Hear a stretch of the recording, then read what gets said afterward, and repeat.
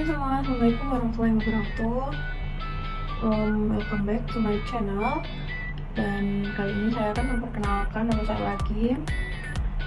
Perkenalkan, nama saya Najin Nidin Paluti dengan NIM 123002308. Di sini saya akan menjelaskan tentang materi biomekanika.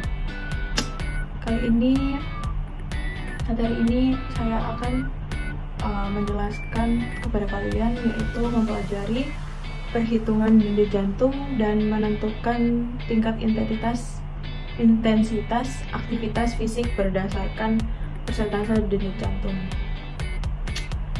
Oke, kalian akan mempelajari tentang materi ini dan saya akan menjelaskan di video berikutnya.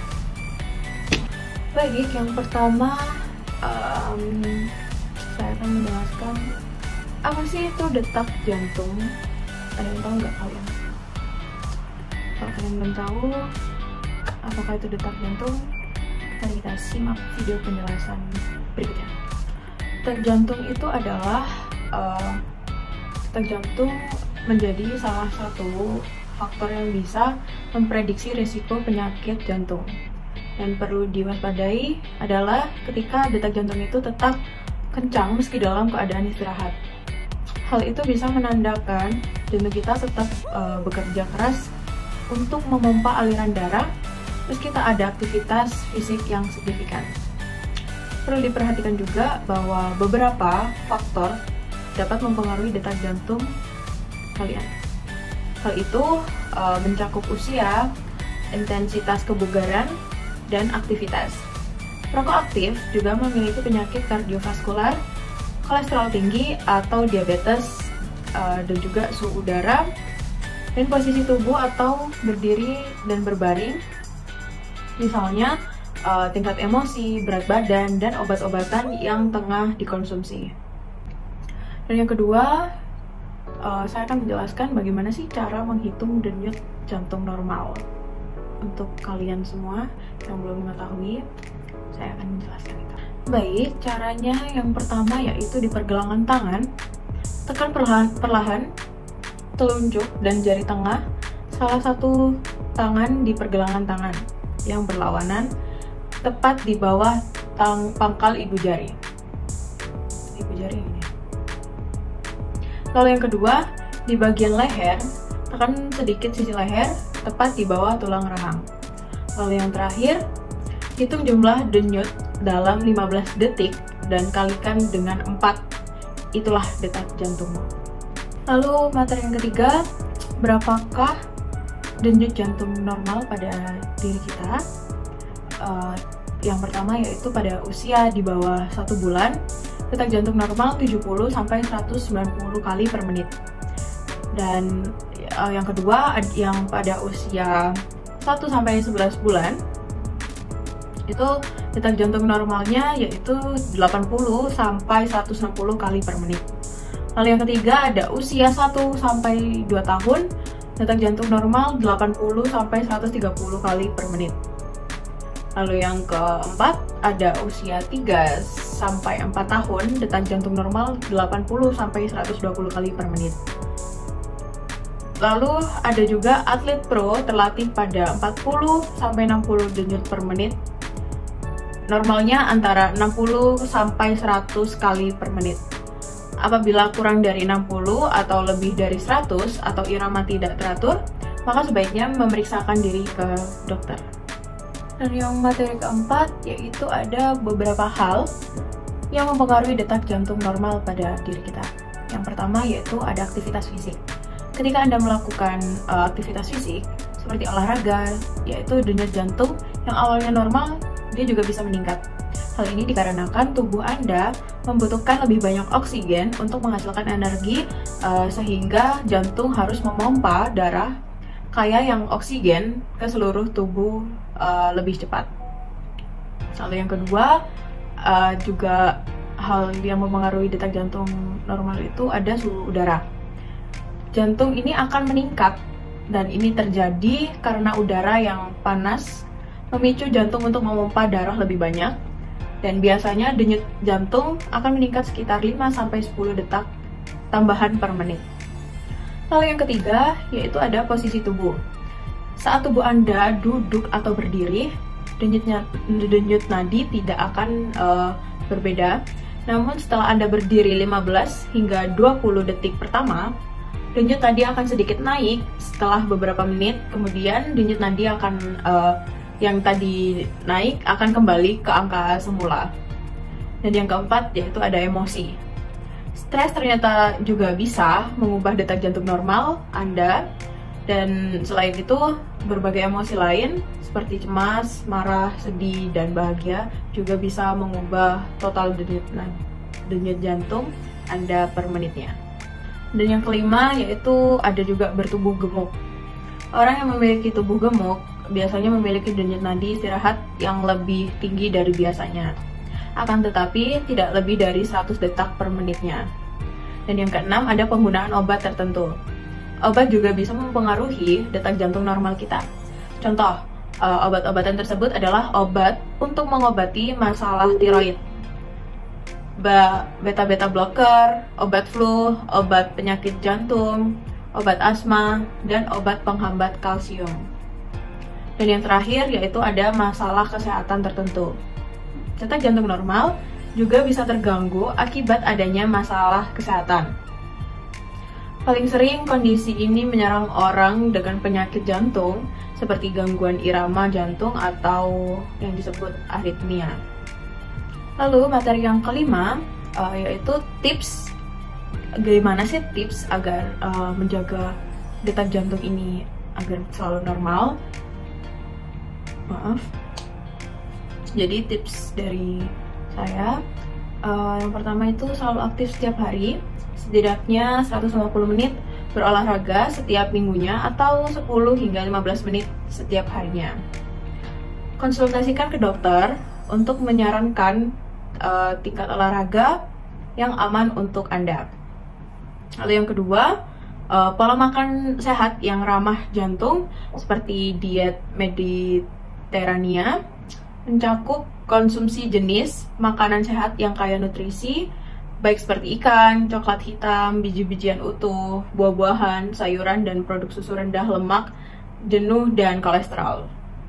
Baik, yang keenam, materi ini saya akan menjelaskan tingkat intensitas aktivitas fisik berdasarkan persentase denyut jantung.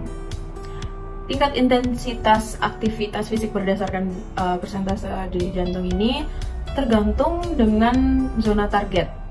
Nah, zona target sendiri itu dibedakan menjadi 5, yaitu yang pertama sangat ringan. Intensitasnya adalah 50-60% dengan denyut dan jantung 104-114 bpm dengan durasi 20-40 menit. Manfaatnya, membantu pemanasan dan pendinginan, serta membantu pemulihan. Terasa sangat mudah, beban sangat kecil, dianjurkan untuk pemulihan dan pendinginan sepanjang musim latihan. Lalu yang kedua, ada ringan. Intensitasnya adalah 60-70% dengan denyut jantung 114 hingga 133 bpm dengan durasi 40-80 menit. Manfaatnya meningkatkan kebugaran secara mendasar dan meningkatkan pemulihan atau mendorong metabolisme. Terasa seperti nyaman dan mudah, bin otot dan kardiovaskular rendah, dianjurkan untuk semua orang untuk sesi latihan panjang selama periode latihan dasar dan untuk olahraga pemulihan selama musim kompetisi. Yang ketiga ada sedang. Intensitasnya ini adalah 70 hingga 80% dengan denyut jantung 133 sampai 152 bpm dengan durasi 10 hingga 40 menit. Manfaatnya untuk meningkatkan kecepatan latihan secara umum, membuat usaha intensitas sedang lebih mudah dan meningkatkan efisiensi. Terasa seperti napas yang stabil, terkontrol, dan cepat. Dianjurkan untuk latihan atlet, untuk acara atau ingin meningkatkan performa. Lalu yang keempat yaitu sulit. Intensitasnya ini adalah 80 hingga 90% dengan denyut jantung 152 hingga 172 bpm dengan durasi 2 hingga 10 menit. Dan manfaatnya ini untuk meningkatkan kemampuan untuk mempertahankan ketahanan kecepatan tinggi. terasa seperti menyebabkan kelelahan otot dan napas berat. Dianjurkan untuk atlet berpengalaman untuk latihan tahunan dan untuk berbagai durasi. Menjadi lebih penting selama musim prakompetisi. Lalu yang kelima dan yang terakhir ada maksimum. Intensitasnya 90% hingga 100% dan dengan denyut jantung 172 hingga 190 bpm dengan durasi kurang dari 5 menit. Manfaatnya upaya maksimum untuk bernafas dan menggerakkan otot. Terasa seperti sangat melelahkan untuk bernapas dan menggerakkan otot. Dianjurkan untuk atlet yang sangat berpengalaman dan sangat bugar. Hanya interval pendek, biasanya dalam persiapan akhir untuk acara pendek. Baik, yang materi ketujuh ini saya akan menjelaskan metode yang digunakan adalah metode Carnot. Jadi di materi ini saya akan menjelaskan rumus dari metode Carnot ini, yaitu rumus yang sering digunakan dalam bidang latihan fisik dan rehabilitasi medik. Salah satu variabel pada rumus Carnot adalah detak jantung maksimum atau HRmax, yaitu detak jantung tertentu yang dicapai seseorang saat dia memacu tubuhnya sampai dengan batas ketahanan fisiknya. Pengukuran HRmax secara langsung pada seseorang akan menimbulkan beban fisik untuk seseorang, sehingga perlu dipakai suatu rumus tertentu untuk memperkirakan HRmax-nya itu. Lalu materi yang ke-8 yaitu cara menghitung denyut jantung pada saat istirahat. Yang pertama itu caranya tekan lembut jari Anda sampai Anda merasakan denyut nadi di bawah jari Anda. Lalu hitung denyut nadi Anda dalam 15 detik, kalikan hasil denyut nadi kalian selama 15 detik itu dengan dikalikan 4 untuk mendapat angka denyut nadi istirahat Anda per menitnya. Sebagai contoh, seorang mahasiswa menghitung denyut jantungnya dalam 15 detik. Dengan hasil denyutan 15 detik itu yaitu 18 denyut jantung, dan rumusnya yaitu denyut jantung dikalikan 4. Dengan 18 denyut jantung tadi, Anda kalikan 4 dan totalnya itulah denyut jantung kalian per menitnya. Lalu di materi selanjutnya yaitu bagaimana cara menghitung denyut jantung maksimum. Caranya yaitu rumusnya yakni 220 dikurangi usia dalam tahun. Kemudian hasilnya dikalikan 80%. Nah, contoh, saya umur 19 tahun. Rumusnya ini berarti 220 dari rumus tersebut dikalikan 18 dari umur saya, dan hasilnya yaitu 201. Lalu 201 dikalikan sama 80% dari rumus tersebut, lalu ditotalkan lagi menjadi 160,8 kali per menit.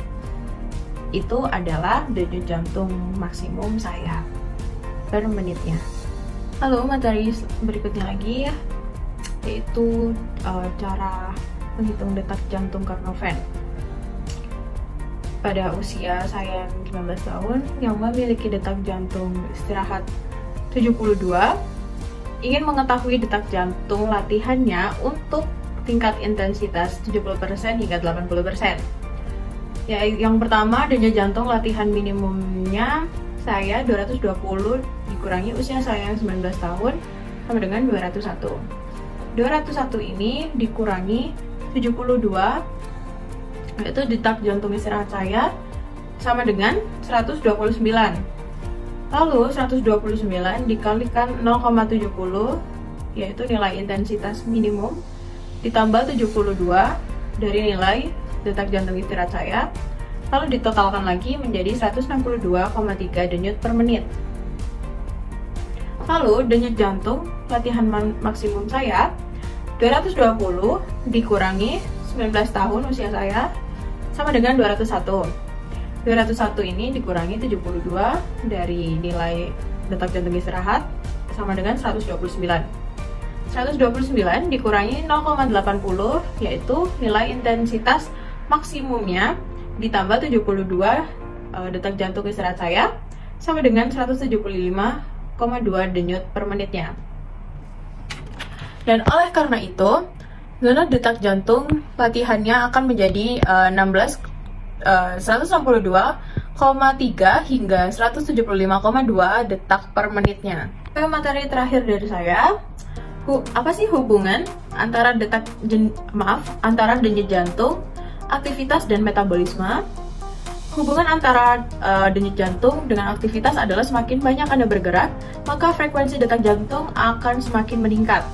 Di saat tubuh bergerak, kerja beberapa organ seperti otot akan semakin berat. Hal tersebut membuat otot membutuhkan suplai oksigen dan nutrisi lebih banyak untuk menjalankan fungsinya. Nah, jika aktivitas kita terlalu banyak, ini juga dapat mempengaruhi denyut jantung pada diri kita. Lalu hubungan antara denyut jantung dengan metabolisme adalah metabolisme dalam suatu organ akan semakin besar dan aliran darahnya juga akan mengalami hal yang sama. Hal ini menyebabkan kompensasi jantung dengan mempercepat denyutnya dan memperbesar banyaknya aliran darah yang dipompakan dari jantung ke seluruh tubuh kita. Ya, materi pada video saya hari ini, semoga itu bermanfaat buat kalian. Bagi kalian yang ingin mengetahui denyut jantung pada diri kalian masing-masing, bisa kalian lihat video ini dengan berbagai cara-caranya, lalu beserta rumus-rumusnya agar kalian tahu dan bisa belajar bagaimana cara menghitung denyut jantung Anda.